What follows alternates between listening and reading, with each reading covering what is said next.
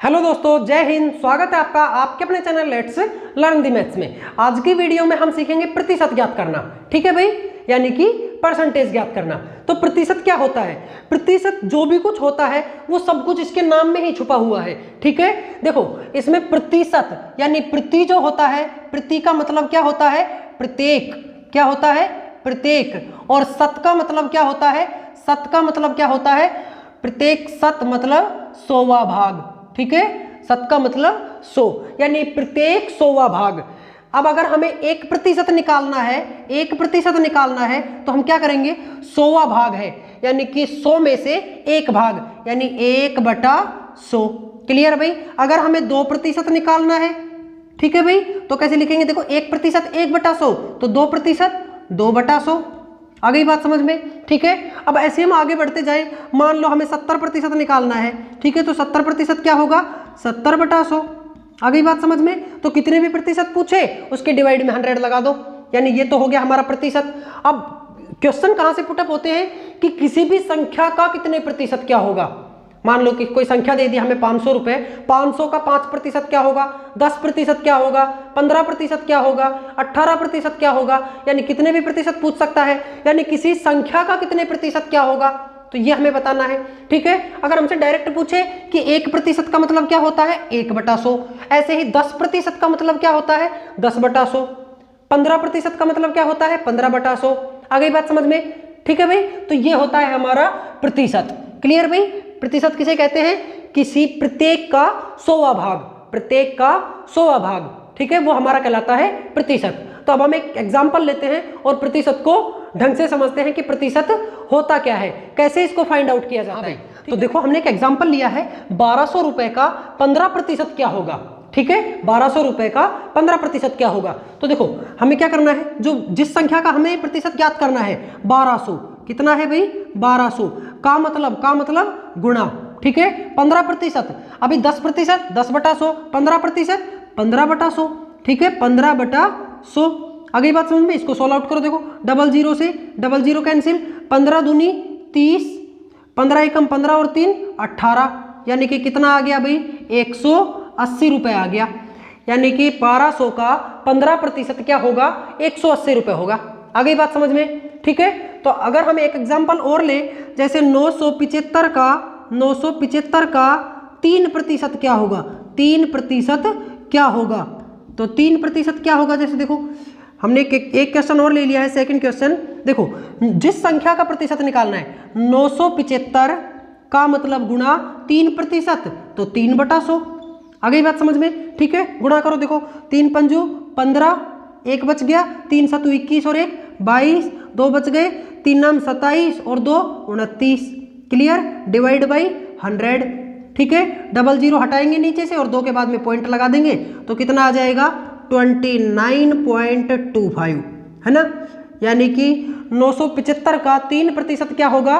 29.25 होगा। आ गई बात समझ में? ठीक है, अगर अब हमसे ये पूछ ले कि किसी संख्या का, वो संख्या हमें नहीं दे, अब तो हमें संख्या दे रखी है कि कोई संख्या का 15% 180 रुपए होगा। जैसे मैं इसी के, हाँ भाई देखो किसी संख्या का 15% 180 है, तो वह संख्या कौन सी है?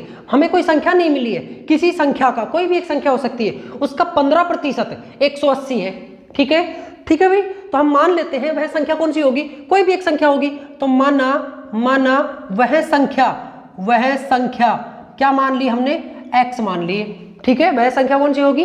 x होगी, कोई भी एक संख्या हो सकती है। ठीक है, वह संख्या x है, तो x का 15% 180 है। वह संख्या तो हमने क्या मान ली? x, तो x का 15% 180 है, तो x का मतलब गुणा 15% मतलब 15/100। 15% कितना है भाई? 180 है। इसका आंसर कितना है? 180 है। अब इसको सोल्व करना है। देखो 5 तिया 15, 5 दूनी 10, 0, x गुणा 3 तो 3x हो जाएगा, divide by 20 equal to 180। Clear भाई? ठीक है, देखो 20 डिवाइड में है, इधर आएगा तो मल्टीप्लाई में आ जाएगा, तो क्या बन जाएगा? देखो 3x बराबर हो जाएगा 20 भाग में, इधर आएगा तो गुणा में, तो 180 गुणा 20। ठीक है, x के गुणा में है 3, इधर जाएगा तो भाग में जाएगा, तो इधर जाएगा तो ये किस में जाएगा, भाग में जाएगा, तो इधर से क्या बच जाएगा, x बराबर 180 गुणा 20 डिवाइड बाई 3। ठीक है, 3 एक कम 3, 3 6 18, 0, 6 दूनी 12, 6 दूनी 12 डबल 0। तो वह संख्या कौन सी थी, 1200 थी। तो वह संख्या कौन सी थी, वह संख्या हमें जो मिली नहीं, वह संख्या कौन सी थी, 1200 थी। आ गई बात समझ में। कुछ और तरीके से भी पूछा जा सकता है कि 1200 का कितने प्रतिशत 180 है ना, घुमा दिया, अब इसमें प्रतिशत छुपा दिया है। ठीक है, कि 1200 का कितने प्रतिशत 180, अब इसमें प्रतिशत छुपा दिया है, तो भी देखो कोई बात नहीं है। 1200 का कितने प्रतिशत, यानी कि 1200 गुणा कितने प्रतिशत, मतलब x बटा 100 है ना। 1% होता तो 1/100, 10% होता तो 10/100। अब हमें पता ही नहीं है कितने प्रतिशत, तो x बटा 100 कितना है भाई, 180 है।